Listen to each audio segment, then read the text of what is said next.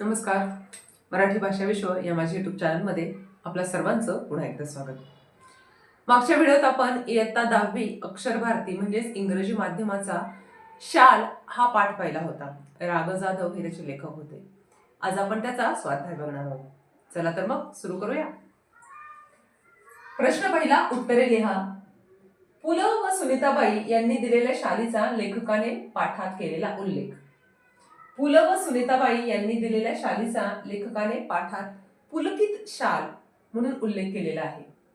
दुसरा आहे, 2004च्या मराठी साहित्य संमेलनाचे अध्यक्ष राग जाधव हे झालेले होते. पाठात उल्लेख असणारी नदी कृष्णा नदी.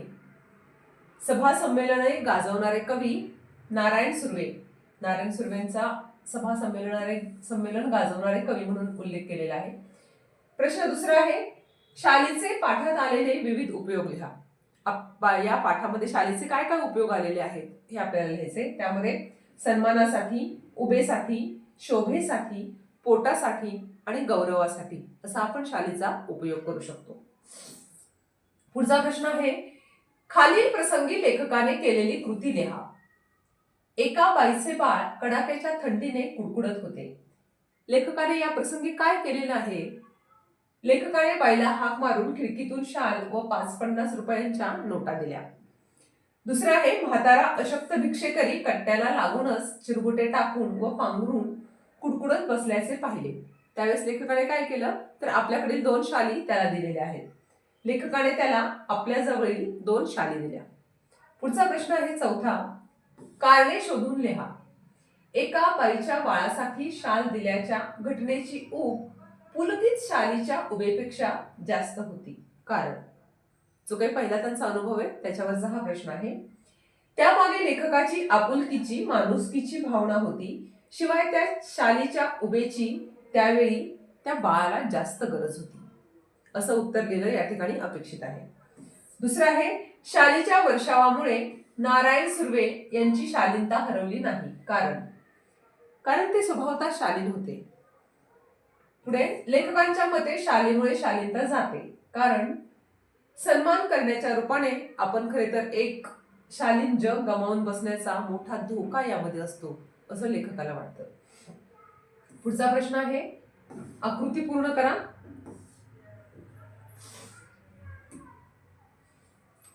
आकृती पूर्ण करा. लेखकांनी भूषवलेली पदे. विश्वकोशाचे अध्यक्ष आणि 2004 सालच्या मराठी साहित्य संमेलनाचे अध्यक्ष अशी 2 पदं जी आहेत ती लेखकांनी म्हणजेच राग जाधवांनी भूषवलेली आहेत. पुढचा प्रश्न आहे, प्रश्न 6, खालील वाक्यातील कृतीतून किंवा विचारातून कळणारे लेखकाचे गुण शोधा. म्हणजे जी काही कृती दिलेली आहे, जी काही घटना दिलेली आहे त्या घटनेमधून तुम्हाला लेखकाचा कोणता गुण कळतो हे आपल्याला या ठिकाणी लिहायचंय. बाईला हाक मारून खिडकीतून शाल व नोटा दिल्या. यामधून काय कळतं? लेखकाची माणुसकी कळते. खरे तर खरीखुरी शालीनता शालीविना शोभते. यामधून काय कळते? त्यांची नम्रता कळते, नम्र भाव कळतो. हळूहळू मी सगळ्या शाली वाटून टाकल्या. यामधून त्यांची उदारता कळते. प्रश्न 7, खालील शब्दातील अक्षरांपासून अर्थपूर्ण शब्द तयार करा. या ठिकाणी 2 शब्द दिले, जवळपास आणि उलट तपासणी. आता या जवळपास आणि उलट तपासणीमधून आपल्याला छोटे छोटे शब्द तयार करायचे. हे शब्द तयार करत असताना आपण कितीही शब्द तयार करू शकतो. फक्त त्याचे काना, मात्रा, उकार, वेलांटीत कुठल्याही पद्धतीचा बदल करायचा नाही. जे शब्द जसा आहे तो अक्षर तशाच पद्धतीने घ्यायचे. इथे मी तुम्हाला करून दाखवलेत काही शब्द. जवळपास, जवळ, पास, वळ, पाव, पाळ, पाज, पाजळ. उलट तपासणी, पास, पाणी, पाट, पाल, पालक. प्रश्न 8, अधोरेखित शब्दासाठी योग्य समानार्थी शब्द वापरून वाक्य पुन्हा लिहा. अधोरेखित शब्द आता या ठिकाणी राहिलेला आहे. नारायण सुर्वे यांच्या कार्यक्रमांना अहोरात्र भरतीच असे. अहोरात्र म्हणजे काय? या अहोरात्रचा समानार्थी शब्द आपल्याला शोधायचा आहे आणि वाक्य परत लिहायचे. अहोरात्र म्हणजे काय? तर रात्रंदिवस. नारायण सुर्वे यांच्या कार्यक्रमांना रात्रंदिवस भरतीच असे. दुसरा आहे, खोलीच्या दक्षिणेकडील खिडक्या कृष्णा नदीच्या चिंचोळ्या प्रवाहावर होत्या. चिंचोळा प्रवाह म्हणजे काय? निमुळता, अरुंद.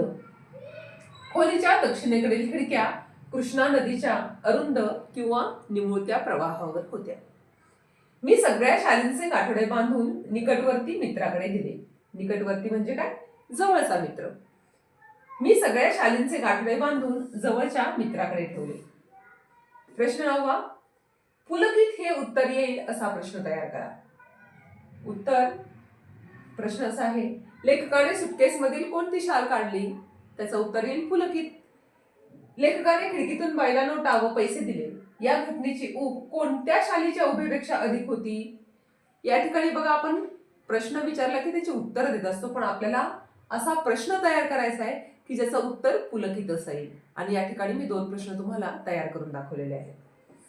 पुढचा प्रश्न आहे, हा व्याकरणाचा आहे थोडासा, की शालींपासून शालीनता हा भाववाचक नाम तयार झालेले. शाल, शालीनता भाववाचक नाम. त्याप्रमाणे ता, त्व, अवाळू आणि पणा हे प्रत्यय लावून तयार झालेले शब्द आपल्याला लिहायचे. हे बघा, या ठिकाणी ता, त्व, आळू आणि पणा असे मी शब्द तयार करून दिलेले आहेत. ताचे भव्यता, संवेदनशीलता, स्वच्छता, मित्रता, सहनशीलता. त्व, ममत्व, लघुत्व, दातृत्व, कर्तृत्व, प्रभुत्व. आळू, दयाळू, कष्टाळू, झोपाळू, पायाळू, कणवाळू. पणा, शहाणपणा, मोठेपणा, चांगुलपणा, खरेपणा, साधेपणा. पुढचा प्रश्न आहे, अधोरेखित शब्दांचे लिंग बदलून वाक्य पुन्हा लिहा. लेखक सुंदर लेखन करतात. आता या ठिकाणी अधोरेखित शब्द करायचा राहिलेला आहे, पण या ठिकाणी लेखकचं आपल्याला लिंग बदलायचं. लेखकचं लेखिका. लेखिका सुंदर लेखन करतात. तो मुलगा गरिबांना मदत करतो. मुलगाचं लिंग बदलायचं. मुलगी, ती मुलगी गरिबांना मदत करते. आता पुढचा प्रश्न आहे, प्रश्न 12वा, सोमत. हा सगळ्यात थोडासा तुम्हाला अवघड असा वाटणारा प्रश्न आहे. या ठिकाणी सोमत म्हणजे खरं तर तुमचं स्वतःचं मत लिहायचं असतं, पण कसं उत्तर लिहिणं अपेक्षित आहे हे मी तुम्हाला इथे सांगते. शाल व शालीनता यांचा पाठाच्या आधारे तुम्हाला कळलेला अर्थ स्पष्ट करायचा आहे. शाल ही प्रतिकात्मक आहे, तर शालीनता ही चरित्रात्मक आहे. आपल्या मनात असलेली एखाद्या व्यक्तीबद्दलची आदराची भावना आपण ज्या व्यक्तीबद्दलचा सन्मान शाल हे प्रतीक देऊन प्रकट करतो, त्यातून त्या व्यक्तीमध्ये असलेला गुण दिसून येतो, तो म्हणजे शालीनता, नम्रता. व्यक्तीचे चारित्र्य हे शालीनतेमध्ये दडलेले असते. त्याच व्यक्तीचे चरित्र लिहिले जाते ज्या व्यक्तीचं चारित्र्य चांगलं असतं. चारित्र्याचं एक अंग आहे शालीनता, आणि म्हणूनच मला वाटतं की शाल ही प्रतिकात्मकता आहे, तर शालीनता ही चरित्रात्मकता. भिक्षेकऱ्याने केलेला शालीचा उपयोग याविषयी तुमचे मत लिहा. काय उपयोग केलाय त्यानं? तुम्हाला माहिती आहे भिक्षेकऱ्यानं की त्यानं त्या शाली विकून टाकल्यात आणि 2 दिवस तो पोटभर ठेवलाय. यात प्रत्येकाचं वेगवेगळं मत असू शकतं. कुणाला ते अयोग्य वाटू शकतं, कुणाला योग्य वाटू शकतं. या ठिकाणी मी माझं मत सांगण्याचा प्रयत्न केलाय. तुमचं मत यापेक्षा वेगळं असू शकतं आणि तुम्ही ते लिहू शकता. मानवाच्या 3 मूलभूत गरजा आहेत, अन्न, वस्त्र आणि निवारा. या पाठातील भिक्षेकऱ्याकडे या 3ही गोष्टी नाहीत. ना त्याच्याकडे पोटासाठी अन्न आहे, ना वस्त्र आहेत, ना निवारा आहे, ज्या माणसाच्या मूलभूत गरजा आहेत. निवारा म्हणजे राहायला घर नाही, म्हणून तो ओंकारेश्वर मंदिराबाहेर भिक्षा मागतो. थंडीत कुडकुडताना पाहिल्यावर लेखकाला त्याची दया आली व त्याने थंडीपासून संरक्षण व्हावं म्हणून त्याला शाली दिल्या. 1 नाही तर 2 शाली दिल्या, पण 2 दिवसापासून भुकेल्या असलेल्या भिक्षेकऱ्याने त्या शाली विकून आपल्या पोटाची आग विझवली, भूक शांत केली. माणूस श्रीमंत असो किंवा गरीब, त्याला जगण्यासाठी अन्नाची आवश्यकता असते, पोट भरण्याची आवश्यकता असते. एक वेळ कपडे नसतील, निवारा नसेल तरी चालेल, पण अन्न मात्र हवं. पण वेळेला खायला हे मिळालेच पाहिजे, आणि त्यामुळे भिक्षेकराने शाली विकून आपल्या पोटाची आग शांत केली. हे माझ्या मते तरी योग्य केलं.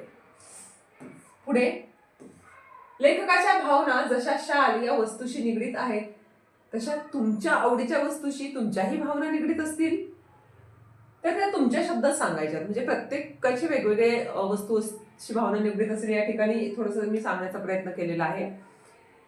आमचं एकत्र कुटुंब 15 जणांचा हसता खेळता परिवार. कुटुंब प्रमुख आजी आजोबानंतर आई बाबा, काका काकी, भाऊ बहिणी. लहानपणी आजीनं माझ्यासाठी तिच्या जुन्या लुगड्यांचे म्हणजे साड्यांचे, आईच्या जुन्या साड्यांची शिवलेली गोधडी मी आजही वापरतो. आणि खरंच माझ्या आजीने सुद्धा माझ्यासाठी खूप साऱ्या अशा गोधड्या शिवलेल्या होत्या. अजूनही त्या गोधडीची ऊब जी आहे ना ती जाणवते. आज आजी नाही शरीराने, पण गोधडीच्या स्वरूपाने ती माझ्याजवळ आहे. मी सतत माझ्यासोबत आहे. त्या गोधडीत ऊब आहे, आजीचं प्रेम आहे, वात्सल्य आहे. थंडीच्या दिवसात तर मग सूर्य कितीही वर आला तरी सोडाविषयी वाटत नाही. आता त्या गोधडीला आजीच्या तपकिरीचा वास येतो, तो भाग वेगळा. पण तरीही आजीची गोधडी आजही माझ्या जीवनाचं अविभाज्य असं अंग आहे. आता हा मी माझा आजीच्या गोधडी संदर्भात अनुभव सांगितलाय. तुमचा असा तुमच्या एखाद्या वस्तू संदर्भात काही जवळीक असेल, अनुभव असेल, तर तोही तुम्ही परीक्षेमध्ये येऊ शकता. असा हा या ठिकाणी शाल या पाठाचा स्वाध्याय संपलेला आहे. यानंतर आपण पुढच्या पाठासाठी पुढचा व्हिडिओ बघूया. तोपर्यंत लाईक, शेअर, सबस्क्राईब करायला विसरू नका. धन्यवाद.